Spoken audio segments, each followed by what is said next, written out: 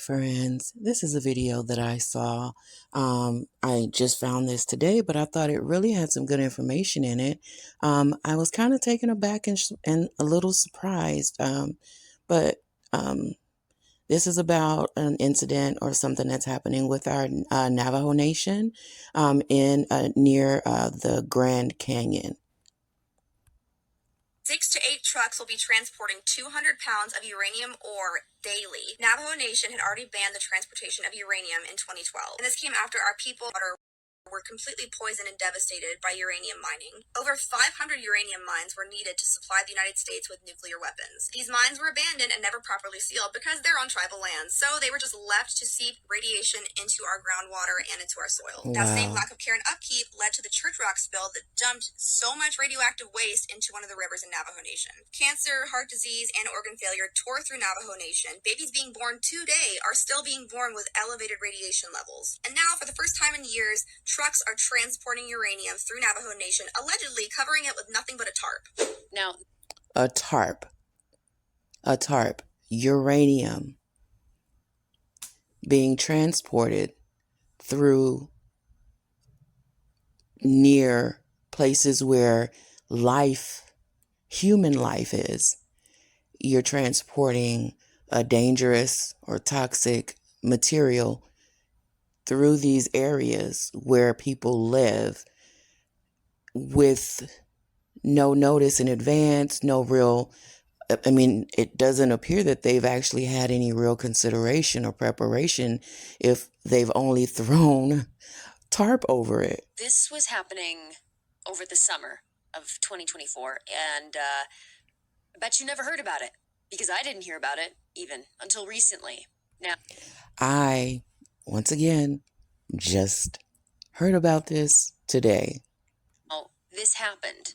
They transported the trucks full of uranium ore, incredibly poisonous, with just tarps to cover the top. And if you've ever seen a large truck, a semi-truck, move and it bounces, it's just spilling out over the top. Now, I have a brother that drove trucks, and I went on several trips with him. They bounce a lot. Even on the inside, they bounce a lot. I can't imagine having something on the back bed of a truck, of any truck. You can take a regular old, Ford or Dodge truck and put something in the back. It bounces. But an 18-wheeler truck with something like uranium on the back, or anything on the back for that level. Think of any truck. When we drive behind 18-wheeler trucks in the freeway, if we happen to get behind one, most people move. Most people move out of the way, because you understand things can bounce out of that truck. So the majority of us don't tend to stay behind an 18-wheeler truck when you're on the freeway or on the roads, because it's dangerous. So now you're going to transport a toxic, dangerous thing in behind an 18-wheeler truck, and this truck bounces heavily, full of motion near places where human life exists. That's just crazy. Getting into the air, the ground, seeping into the ground, getting into the water, you name it, it's happening, especially when it's covered by a measly little tarp. I did find this article on it. They do have a few articles. It's, again, it's crazy that I've heard nothing about this, but this did, in fact, occur during the summer of 2024 along federal and state highways throughout the Navajo Nation without notice to the tribe. Ever wonder why stories or incidents like these are rarely ever covered by mainstream media? Never heard of it. But like I said, this is a article that I was able to locate. So Navajo Nation reaches agreement, like the girl said. They just reached an agreement with this a few days ago or a couple weeks ago. This article says January 29th. Another article I read said the 30th, but either way, a few weeks ago. All right. So this is a picture of the mine, which is near the Grand Canyon. It says, after months of negotiation, the Navajo Nation and Energy Fuels Incorporated is the company in which has been transporting the uranium. Okay, so the Navajo Nation and Energy Fuels Incorporated has signed an agreement allowing the transport of uranium ore along federal and state highways throughout the Navajo Nation, with transportation set to resume in February. So, this month, we have a settlement agreement that will allow the Navajo Nation to monitor and inspect the haul trucks, and that provides financial compensation for the expenses to improve safety and protect the environment. Stephen City, Executive Director of the Navajo Nation Environmental Protection Agency, said in the press release. The agreement comes nearly 6 months after Energy Fuels Incorporated voluntarily halted transportation following the company's first transport through the Navajo Nation with little notice to the tribe. Okay, so that company, they just began mining the ore in 2024. So when they started the transport of the uranium, that was their first um, transport. But even the first is dangerous enough when all you have is a tarp over these trucks. So all you have is a tarp over these trucks. You're driving through, areas where people live, and I mean, like the girl said, it's seeping, it's going into the air, it's going into the ground, it's going everywhere. So even one transport, one haul is enough. But that was their first haul, so they just began that. Um, the company then entered into negotiations with the Navajo Nation in 2024 after the tribe condemned their actions. Energy Fuels President and CEO Mark Chalmers said he is honored that the Navajo Nation is willing to work with the company in good faith to address their concerns and ensure that uranium ore transportation throughout the Navajo Nation will be done safely and respectfully. The agreement has not been made public, but a press release issued by Energy Fuels outlines some of the details.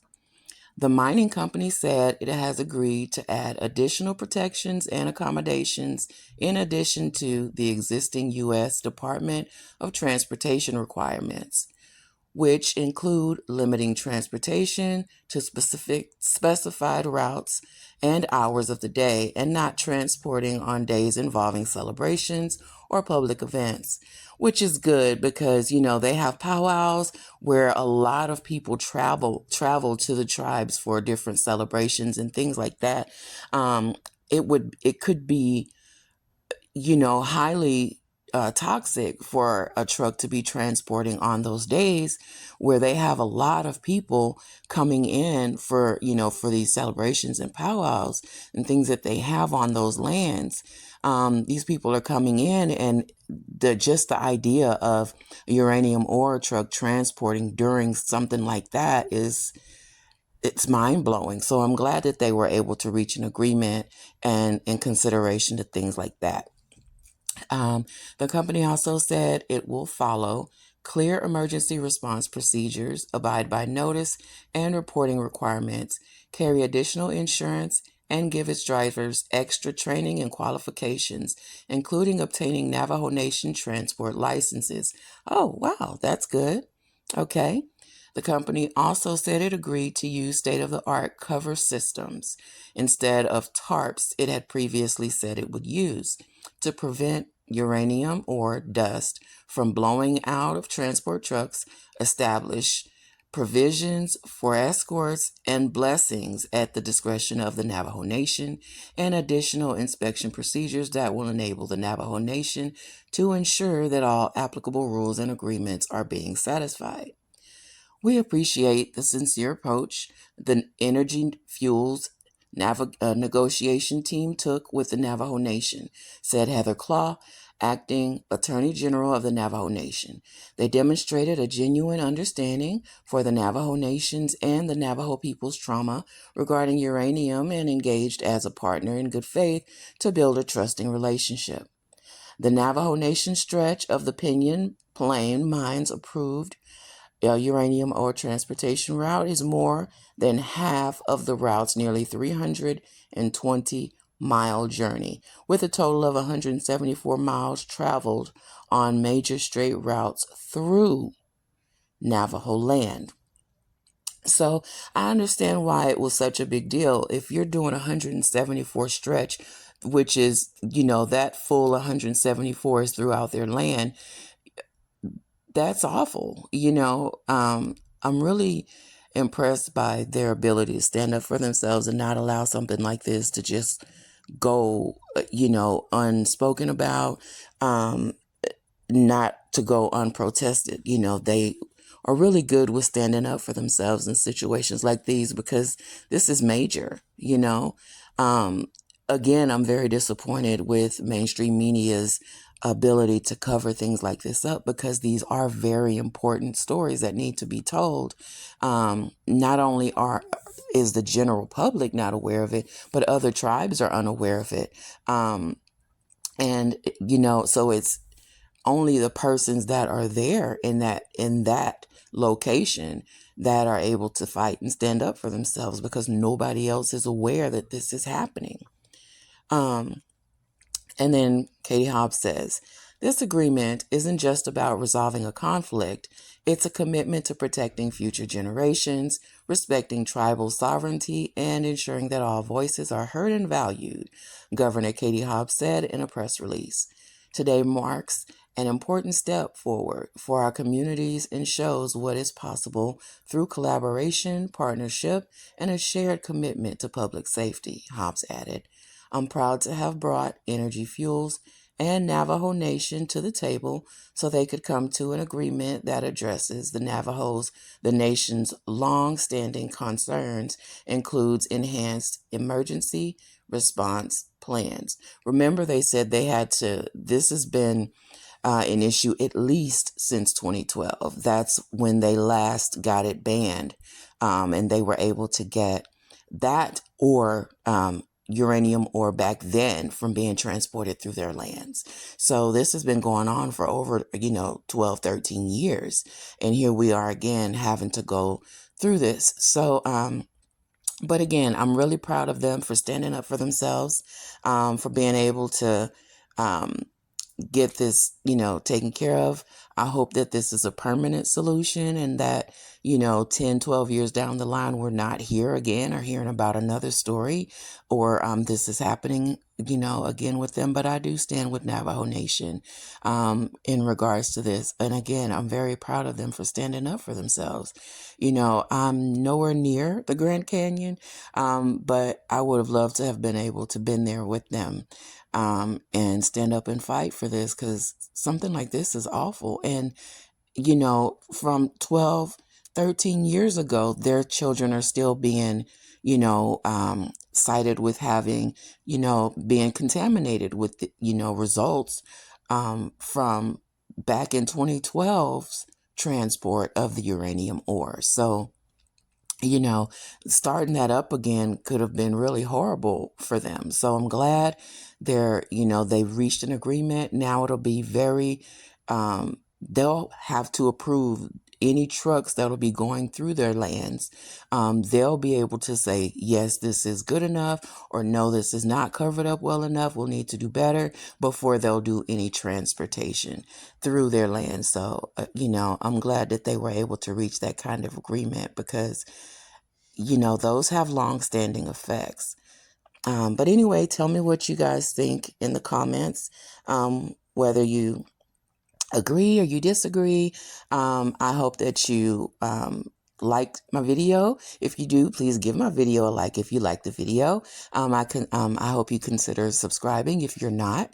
And I thank you guys for coming and visiting my page. Thank you. Bye.